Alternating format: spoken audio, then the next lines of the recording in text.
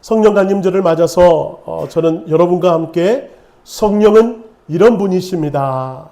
성령은 이런 분이십니다. 라는 제목으로 여러분에게 좀 성령을 다시 한번 소개시켜 드리려고 해요. 잘 만나시길 바랍니다. 지금 맞선 장소에 나와 있는 것 같아요. 제가 맞선을 서고 있고 여러분과 성령을 만날 수 있도록 만남의 장을 열어놨으니 오늘 성령님을 다시 한번 만나시는 여러분 됐으면 좋겠습니다. 아멘 하시는 분만 그런 능력을 경험하게 될 줄로 믿습니다. 네, 아니신 분들은 그냥 가시고요. 자, 엄마가 화장대 앞에 앉아서 얼굴에 콜드크림을 골고루 펴 바르고 있었어요.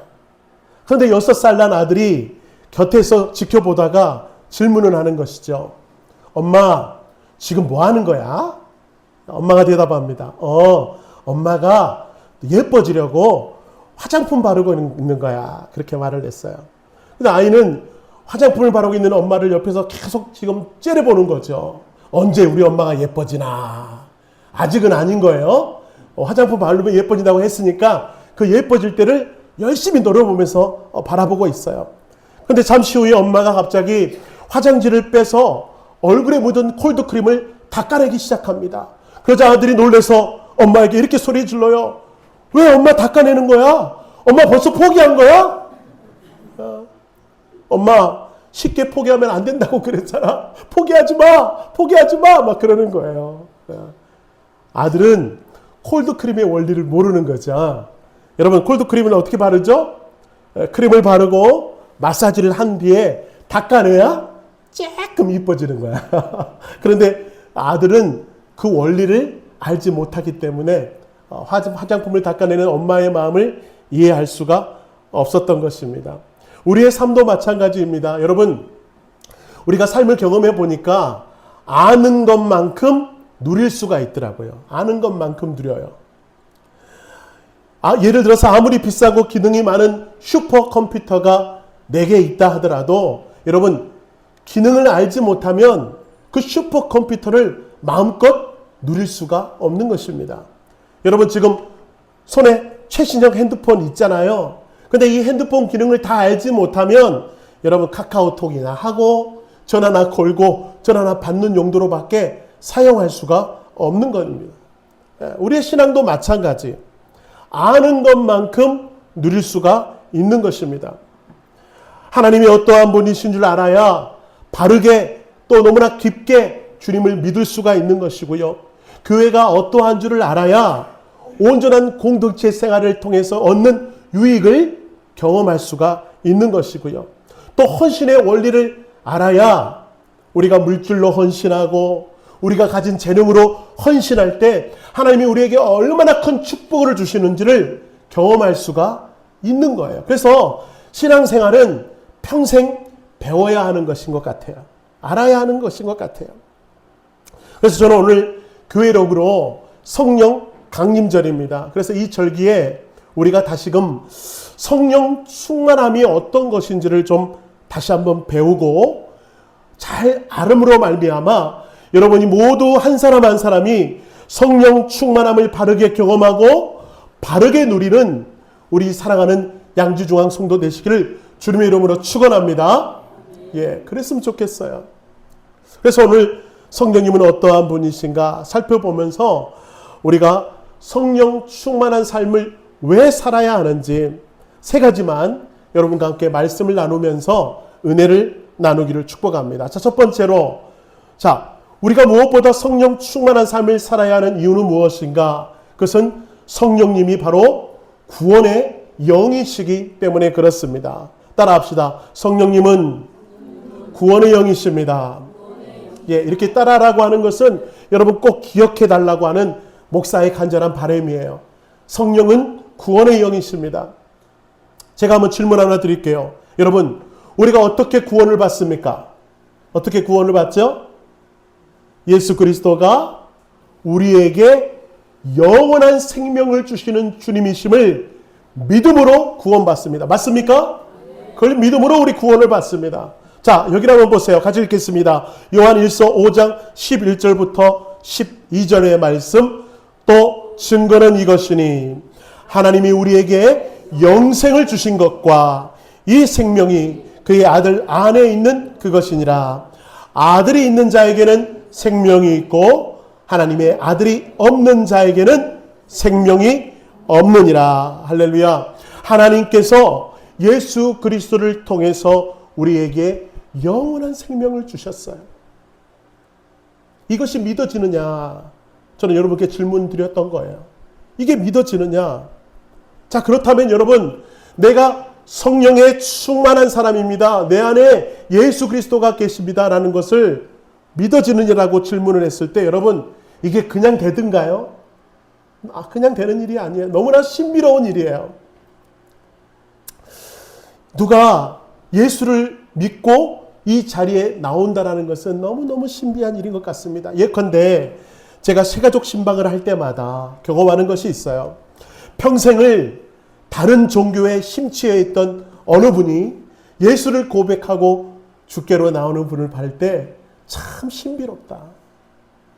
또 어떤 분은요, 제사 문제로 아내를 그렇게 심하게 핍박하던 남편이 어느 날 갑자기 아내가 믿는 하나님을 함께 믿어야 되겠다는 감동이 있어 성전에 함께 나오는 것을 바라보면서 저는 그 아내의 기도를 알거든요. 그 남편이 지금 자기를 학대하고 괴롭힌다는 것을 알고 있는데 그 남편이 교회에 나오는 것을 바라볼 때 제 마음이 감동이 있어요. 아니, 저게 어떻게 저런 일이 일어나지? 그런가 하면 여러분, 교회 문턱에는 평생 한 번도 와볼 것 같지 않은 내 사랑하는 자녀가 울면서 성전 앞에 나와 무릎으로 기도하는 모습을 바라볼 때 참 너무나도 신기롭고 놀라운 것입니다. 왜 그렇죠? 여러분, 우리의 말주변으로, 우리의 논리적인 설득으로 그들의 마음을 녹일 수가 있던가요? 주의 말씀으로, 주의 복음으로 그들을 주께로 끌어올 수가 있던가요? 우리의 입술로는 안 된다라고 하는 거예요. 우리의 힘으로는 안 되더라라고 하는 것을 오늘 또 뼈저리게 경험할 때가 있기 때문에 그렇습니다. 여러분 한번 상상해 보십시오. 한겨울 꽁꽁 얼어붙은 여러분 두꺼운 강물을 한번 상상해 보세요. 그 얼음을 깨기 위해서 내가 할 수 있는 일이라고 하는 것은 꽃갱이와 망치를 가지고 열심히 내려치는 것입니다. 그런데 여러분, 하루 종일 그렇게 노력하고 수고해도 저 두꺼운 얼음이 여러분 흠이나 조금 갈까? 깨지든가요? 녹여지든가요? 아니요. 너무나 꽁꽁 얼어서 녹여지지가 깨지지가 않더라라고 하는 것입니다. 마찬가지로 여러분, 우리의 힘으로 누군가 그렇게 굳게 얼어버린 마음을 녹이고 설득하여서 예수 그리스도를 믿게 하는 것, 나의 힘으로는 안 된다라고 하는 거예요. 안 된다. 여러분, 우리 경험해 보셨잖아요. 내 가족, 내 새끼들, 내 친척, 내 친구들 아무리 복음을 전하고 아무리 그 마음을 놓고 해도 여러분 자꾸 그 마음은 점점점 굳어져 가고 나를 밀쳐내는 것을 우리는 경험할 때 주 앞에 나와 기도할 수밖에 없는 거예요. 내 힘으로는 안 됩니다, 주님. 내 힘으로는 안 됩니다, 주님. 그렇게 기도할 수밖에 없는 것 우리 경험하잖아요. 사랑하는 성도 여러분, 그렇다면 저 두꺼운 얼음이 언제 녹아집니까? 언제 풀어집니까? 여러분, 따뜻한 봄바람이 불어오고 양지 바른 생명의 햇살이 저 얼음에 깊이 내려쬐면 여러분, 저렇게 단단한 얼음도요 한순간에 다 녹아지는 것입니다. 여러분, 그 햇살이 무엇입니까? 그 봄바람이 무엇이죠? 바로 성령의 바람, 성령의 햇살이 그 마음에 비치면 녹아져 버리는 것이고 해결받는 은혜가 있게 되는 것이에요. 여러분 보세요. 고린도 전서 12장 3절의 말씀은 이렇게 우리에게 증거합니다. 성령으로 아니하고서는 누구든지 예수를 주시라 할 수 없느니라. 믿으십니까? 성령으로 아니고서는 그 마음을 움직일 수가 없다라고 하는 거예요. 그래서 우리 여러분, 저 뒤에 보시면 우리들의 VIP 해가지고 저 이름을 적어놓고 이지훈 목사가 또 새벽을 깨우는 사람들이, 기도하는 사람들이 달마다 이름표를 붙잡고 기도해요. 왜요? 내가 할 수 없어서. 내가 할 수 없어서 우리는 우리들의 VIP를 이름을 적었고 주님 성령께서 저들의 마음을 만져주셔서 내가 믿는 하나님을 함께 믿고 의지할 수 있도록 인도하여 달라고 우리가 저기에 이름을 적었어요. 우리는 기도해요. 나는 부족하나 성령께서 역사하시면 저 마음이 녹아질 줄로 믿습니다. 성령의 햇살이 비치면 저 단단한 심령의 얼음이 녹아질 줄로 믿습니다. 그러므로 여러분, 구원받는다고 하는 것, 우리는 이미 구원받았잖아요. 이게 또 너무 놀랍고 기적 같아요. 여러분, 여러분의 마음을 누가 깨트렸어요? 성령님이 깨트려서 양지 중앙교회라는 이름으로 여러분을 불러주셔서 그냥 온 거 아닙니다. 예, 그냥 온 것 아니에요. 성령께서 역사하셨어요. 그래서 이 시간 제가 여러분에게 진지하게 한번 질문하겠습니다. 예수 그리스도 이름으로 여러분이 주님의 백성이 되었음을 믿으십니까? 이게 그냥 고백되는 고백이 아니라는 거예요. 다시 한번 질문합니다. 여러분은 하나님의 백성이 되었습니까? 아멘. 이게 그냥 되는 게 아니라고요. 세상 사람들에게 붙잡고 물어보세요. 당신은 그리스도의 자녀가 되었습니까? 이 사람 미쳤나? 그 딱딱한 마음에는 이걸 고백할 수가 없어요. 근데 이걸 고백할 수 있는 여러분이 복된 줄로 믿습니다. 예, 기찬이에게도 그런 고백이 있어질 줄 믿습니다. 말씀에 집중하세요, 기찬씨. 자, 우리 한 걸음 더 나아가 봅시다. 한 걸음 더 나아가, 여러분, 성령님은 어떻게 해요? 우리의 마음을 따뜻한 햇살로 녹이시는 분일 뿐만 아니라, 한 걸음 더 나아가 봅시다. 우리를 구원으로 확실하게 이끄시는 분이십니다. 뭐라고요? 구원으로 확실하게 이끄시는 분이세요. 제가 왜 이런 말을 합니까? 여러분, 제가 어느 성도가 같이 얘기를 하다 보니까 그 성도님이 이런 고백을 해요. 목사님, 자꾸 제 마음이 흔들려요. 제가 구원받았다고 강대상에서 말씀은 자꾸 들리는데 믿어지지가 않는 거예요. 자꾸 의심이 되고 자꾸 흔들리고 자꾸 마음의 변동이 일어나더라라고 하는 거예요. 여러분, 구원의 자녀임을 확인받는 것도 그냥 되는 게 아니고요. 성령의 역사임을 믿으시기 바랍니다. 자, 이 말씀 한번 읽어봅시다. 같이 읽겠습니다. 시작. 성령이 친히 우리의 영과 더불어 우리가 하나님의 자녀인 것을 증언하시니라. 할렐루야. 예, 우리가 입술로 나는 하나님의 자녀입니다. 그렇게 고백을 하고 내가 정말 믿어지게 되는 것도 무엇을 통해서 이루어진다고요? 성령으로 더불어 이루어진다. 성령을 통해서 이루어진다. 마치 이런 것입니다. 우리가 집을 사거나 계약을 할 때 맨 마지막에 중요하게 하는 일이 있어요. 이름을 적고 꼭 인감도장을 꽉 찍어야죠. 인감도장을 꽉 찍어야죠. 제가 폐차 일을 한동안 열심히 해왔습니다. 무슨 소리가 그렇게 많아. 나라에 내는 소리가 한 4번에 걸쳐서 내는데 그때마다 꼭 뭘 찍어야 되는 줄 아십니까? 교회 도장을 꼭 찍어야 되고요. 담당 목사 그 인감도장을 꼭 찍어야 돼요. 목도장도 안 돼. 목도장도. 꼭 인감도장을 찍어서 내라고 그래요. 그래야 믿음이 가겠대요. 여러분, 인감도장을 찍어야 그 사실이 확실해지는 것이고 누구도 뒤집어질 수 없다라고 하는 거예요. 누구도 뒤집지 못합니다. 여러분, 자녀를 호적할 때도 그렇죠. 내 자녀 호적할 때도 맨 마지막에 꼭 인감도장을 가져가서 찍어야 이 자녀가 나의 자녀로 등록이 되는 것입니다. 마찬가지로 여러분, 우리를 예수 그리스도의 자녀로 이끌어 가시는 것은 그냥 되는 것이 아니고요. 마치 우리가 인감도장을 콕 하고 찍듯이 하나님께서 우리 마음판에 인감도장을 찍어주세요. 어떻게 해요? 너는 이제 하나님의 자녀이다. 믿습니까? 그런 인감도장을 찍어줬기 때문에 우리가 주님을 믿는다고 고백하고 우리가 오늘도 이처럼 주님의 자녀로서 거룩한 주일 하나님 앞에 주님 앞에 영광 돌리기 위해서 주님의 자녀로서의 특권을 누리며 오늘 이 자리에 나와 있는 거예요. 이거 놀라운 특권이에요. 여러분, 예배 드리는 것이 짐이십니까? 아니면 여러분에게 특권이십니까? 바라기는 여러분에게 특권이 되기를 축복합니다.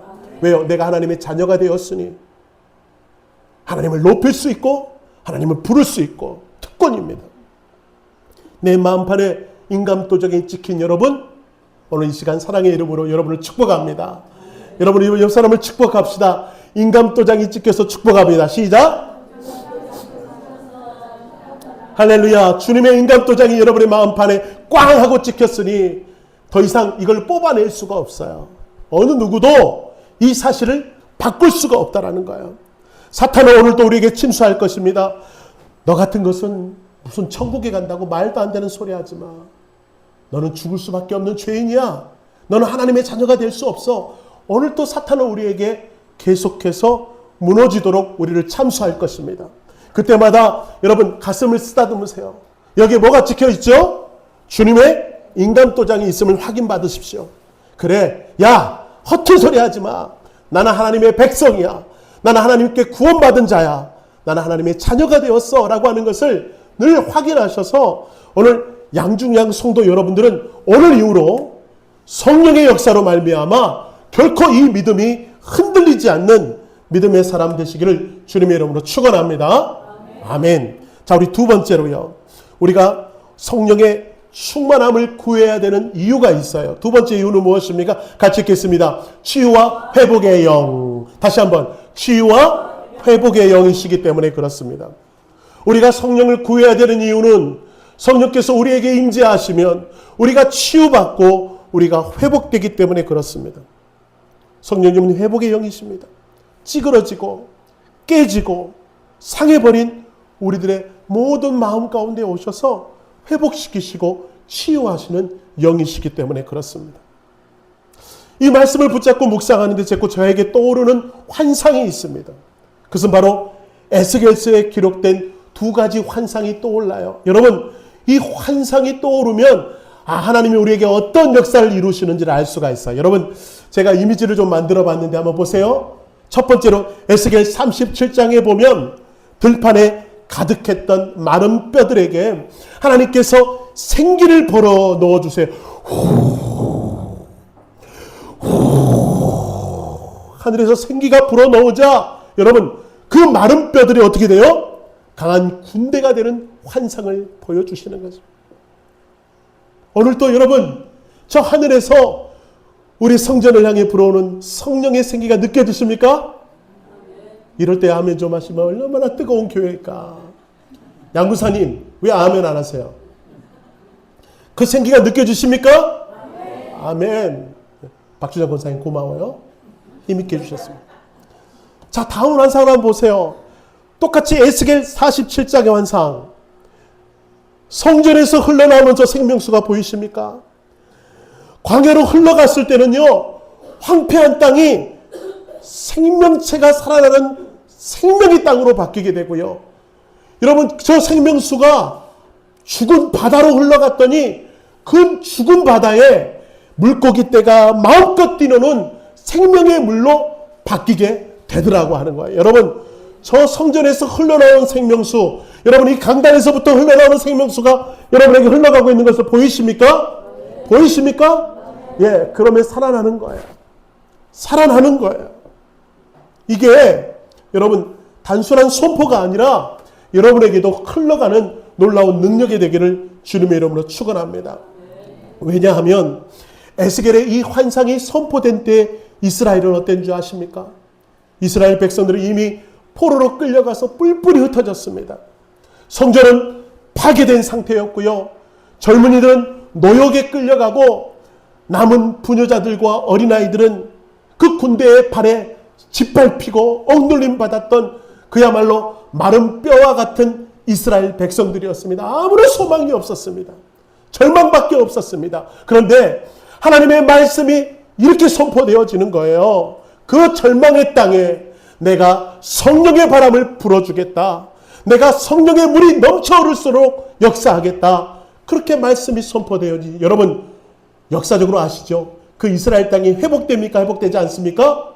다시 회복되게 되는 거예요. 무너진 성벽이 다시 한번 자리 잡게 되고 이스라엘 백성들이 다시 고향 땅으로 돌아오는 역사가 일어나게 되더라.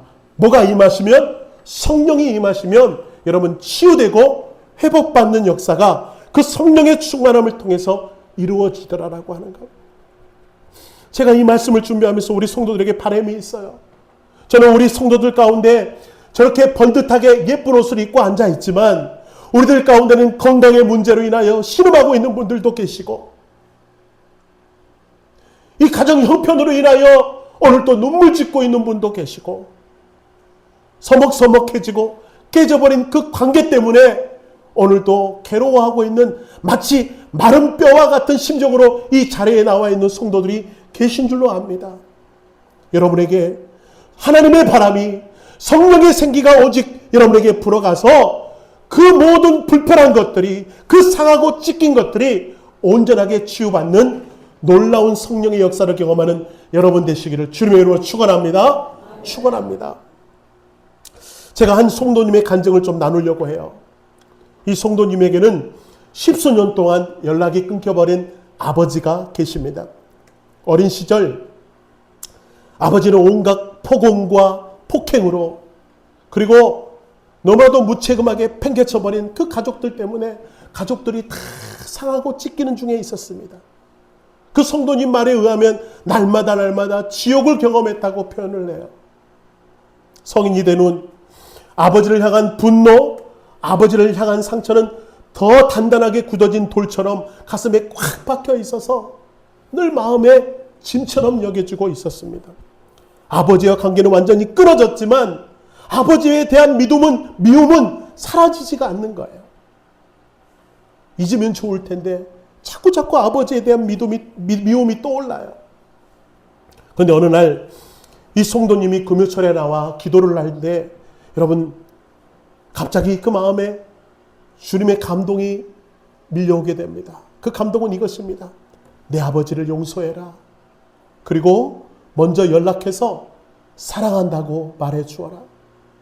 성도님이 뻘쩍 뛰며 이렇게 항변합니다. 주님, 절대로 안 됩니다. 아버지가 제게 어떻게 했는 거 다 아시잖아요. 저는 아버지를 용서할 수가 없고 하고 싶지도 않습니다. 여전히 제 상처가 이렇게 아파서 철철철 피가 흐르는데 어떻게 제가 그 아버지를 용서할 수 있습니까? 저는 연락할 수 없습니다. 그런데 여러분, 기도할 때마다 계속해서 성령께서 그 자매에게 그 마음을 주시는 거예요. 연락해라. 용서해라. 그리고 어느 순간 이 성도님이 하나님께서 자기에게 얼마나 크신 사랑을 부어주는지를 깨닫게 되자 마음에 결단을 하게 되고요. 다음날 떨리는 손으로 아버지께 전화를 합니다.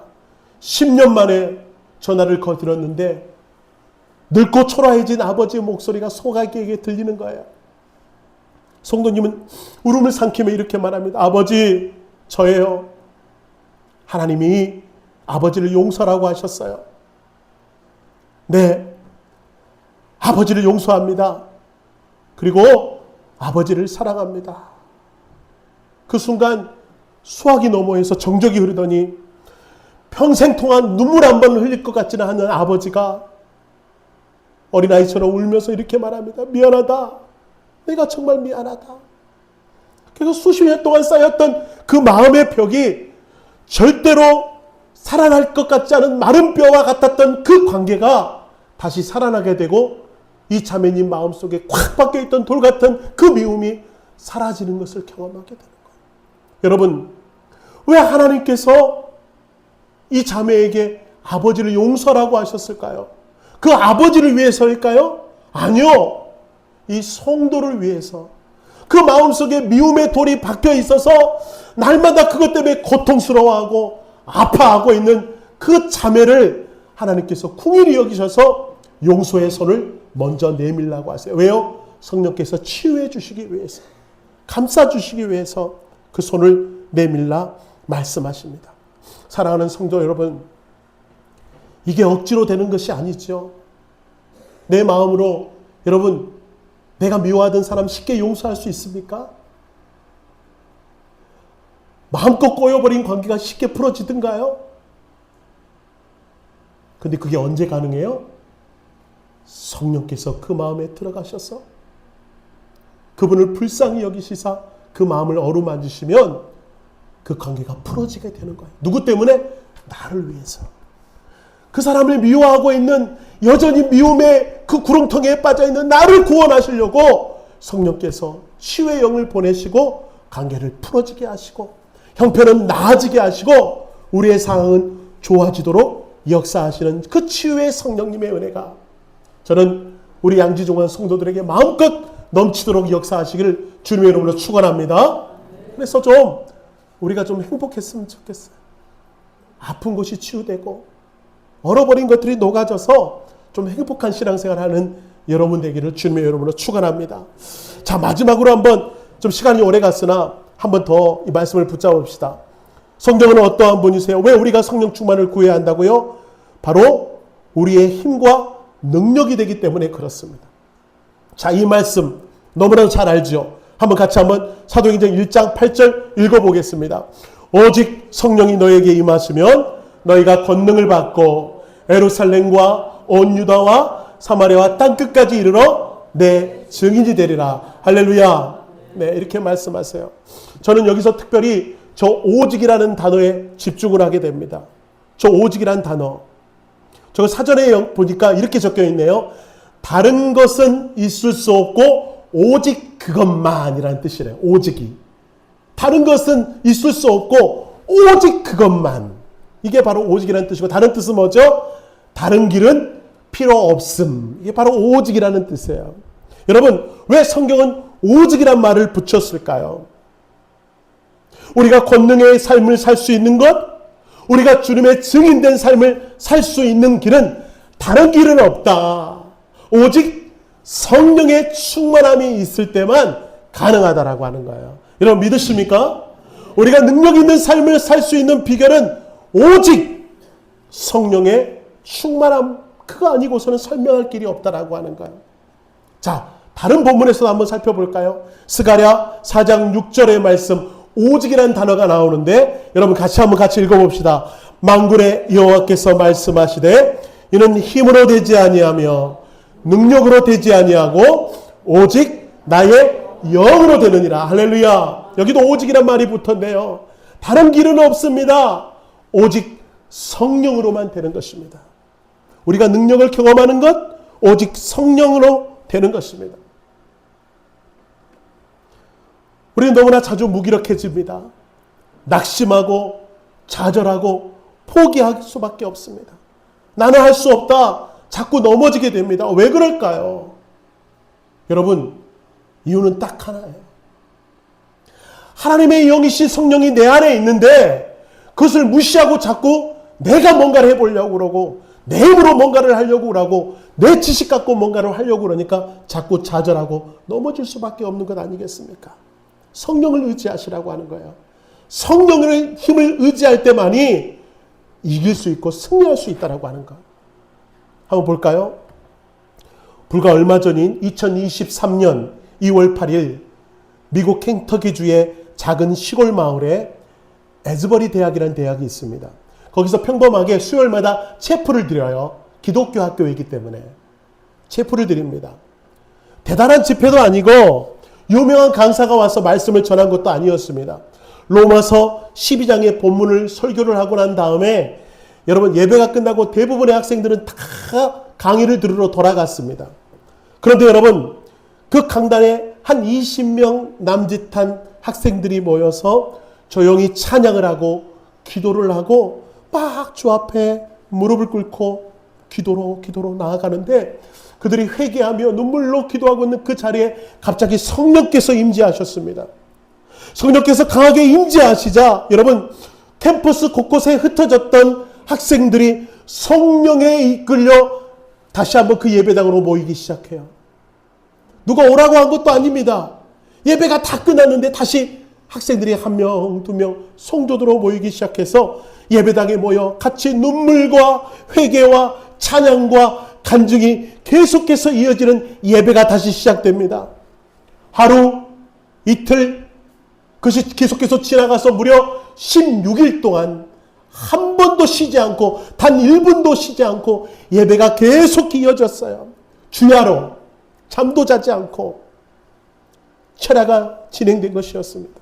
이 소식은 미국 전역에 퍼져가게 되고 전 세계에 퍼져가서 여러분 우리나라에도 들려오더라고요. 2024년에 에즈버리 대학교에서 놀라운 성령의 기적이 일어났더라. 그래서 우리도 담임 목사님하고 거기를 한번 가보자라고 계획을 세웠다가 코로나 때문에 마음껏 일이 진행되지 않아서 가지 못했으나 여러분 에즈버리에서 놀라운 기적이 일어나기 시작합니다. 근데 더 놀라운 것은 여러분 저 보셔서 알겠지만 화려한 조명이 있는 것도 아니고 또 아름다운 사운드가 펼쳐지는 찬양대가 있는 것도 아니고 여러분 그냥 자기들끼리 피아노 하나 가지고 찬양을 부르다가 기도하다가 찬양을 부르다가 기도하는데 여러분 거기에 성령의 강력한 임재가 있으니까요. 너무나도 놀라운 역사가 막 일어나는 거예요. 일어나는 거예요. 우리나라도 그렇지만 여러분 20대 청년들 어떻습니까? 왜 그렇게 가면 어둡고 유혹에 쉽게 넘어지고 복음을 잘 듣지 않으려고 하는 것이 20대들 아니겠습니까? 그런데 여러분 이 성전에는 어떤 일이 일어난 줄 아십니까? 성령의 뜨거운 바람이 이 성전에 차고 넘치자 마약 중독을 고백하는 학생들이 나오기 시작하고 낙태한 여인들이 주께 나와 회개하며 주께 무릎으로 나아가고 그러면 저 그림에 본 것처럼 그 사람을 붙잡고 다 같이 위로해주고 기도해주고 안수해주고 함께 기도하는 장면들이 막 일어나는 거예요. 자살 충동을 경험했던 청년들이 그 모습을 다시 한번 회개하며 주께 나와 무릎을 꿇고 막 성령의 기적의 역사가 막 일어나는 거예요. 그리고 이 기적이 미국에 있는 다른 대학으로 번져가기 시작했던 성령의 역사라. 제가 왜 이 말을 한 줄 아십니까?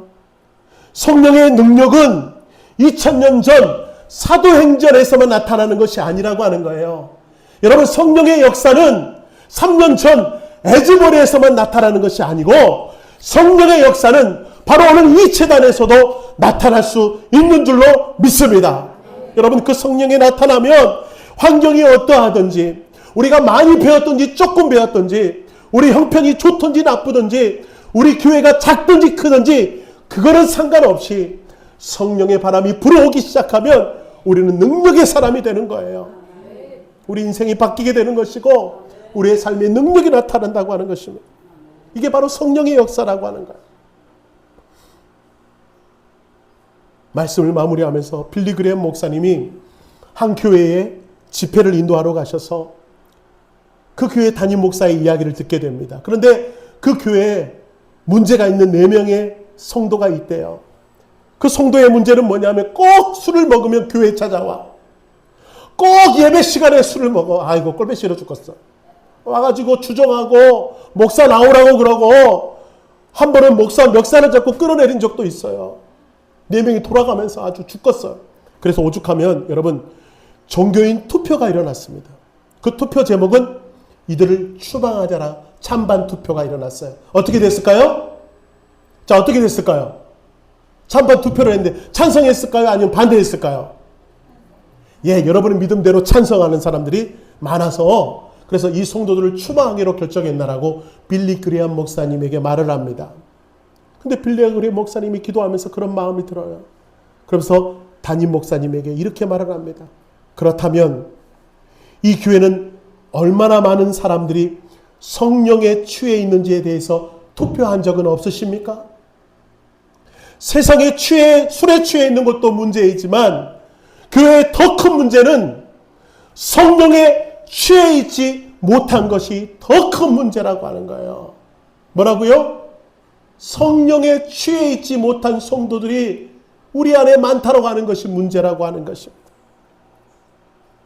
우리가 스스로 그리스도인이라고 하면서 여전히 신앙생활을 내 지식, 내 고집, 내 경험 가지고만 하는 사람이 있어요. 무늬만 성도일 뿐 성령이 이미 내 안에 충만한 공급해주기 위해서 내 안에 성령이 역사하고 싶어 하시는데 자꾸 성령을 뒤로 하고 내 마음대로 살아가는 사람들이 우리 안에 있다라고 하는 것이에요. 사랑하는 성도 여러분, 오늘 말씀을 통해서 우리가 경험하는 성령의 어떠한 일을 하십니까? 성령님은 우리를 죽음에서 건지시는 구원의 영이십니다. 우리 찢어진 상처와 끊어진 관계를 싸매시는 치유의 영이십니다. 그리고 메마른 삶을 일으켜 세상을 이길 능력을 주시는 능력의 영이신 줄로 믿습니다. 그런데 왜 그 성령님을 뒤로하고 마치 성령이 없는 것처럼 신앙생활하냐고 하는 거예요. 왜 내 힘으로만 살려고 해요? 왜 내 뜻대로만 살려고 해요? 왜 성령을 무시하십니까? 정말 그 성령이 믿어지신다면 여러분 다 눈을 감으세요. 그 성령이 믿어지신 분 저를 따라 결단합시다. 주님, 내 힘으로 사는 것을 포기합니다. 내 굳은 마음, 내 다친 생각, 내 얼어붙은 상처 위에 성령의 불을 내려 주시옵소서. 성령의 불을 내려 주시옵소서. 성령의 불을 내려 주시옵소서. 그래서 오늘 이 시간 성령으로 거듭나고 성령으로 치유받고 성령으로 세상을 이기는 진짜 성령의 사람이 되어 있도록 역사하여 주옵소서. 우리 시간 우리 찬양한 거 올려드리면서 그렇게 결단하며 뜨겁게 기도합시다.